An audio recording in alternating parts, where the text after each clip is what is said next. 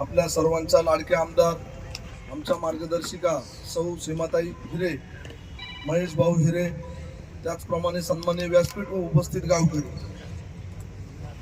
आपल्या सातपूर भागात आपण जर बघितलं तर आत्ताच ताईंनी सांगितलं की 4 नगरसेवक किंवा आपला एकही नगरसेवक नसताना आपल्या विकास आराखडा असेल, ज्यावेळेस आरक्षणं पडली त्यावेळेस सर्व ग्रामस्थांच्या पाठीशी ताई उभ्या राहिल्या.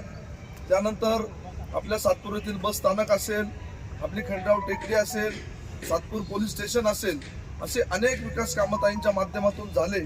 आणि आज दीपक भाऊनीच्या भावनेतून दिलीप भाऊ गिरासे असतील, त्यानंतर सुरेश आप्पा विधाते असतील, कारण एखादं काम मंजूर करण्यासाठी काय प्रयत्न असतात ते त्यांच्या भावनेतून आपल्याला लक्षात आले असतील.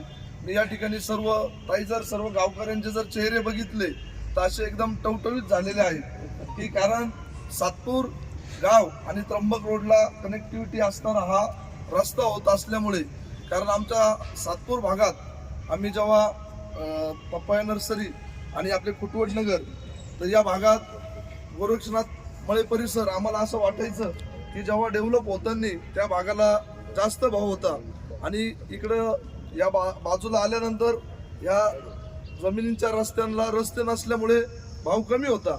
पण आज या भागातले सर्व भाग्यवान आहे की एका पुलामुळे फक्त एक हा पूल झाल्यामुळे या भागातला जमिनींचा भाव असेल, रहदारी वाढणार आहे.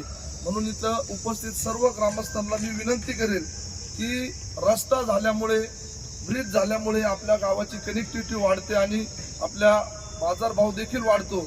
म्हणून कायम आम्ही जेव्हा भाऊंशी बोलतो की सातपूर गाव हे, आणि आयुक्त मॅडम देखील बोलल्या की गंगापूर रोड आणि कॉलेज रोडच्या जवळ सातपूर असताना देखील डेव्हलपमेंट झालेली नाही.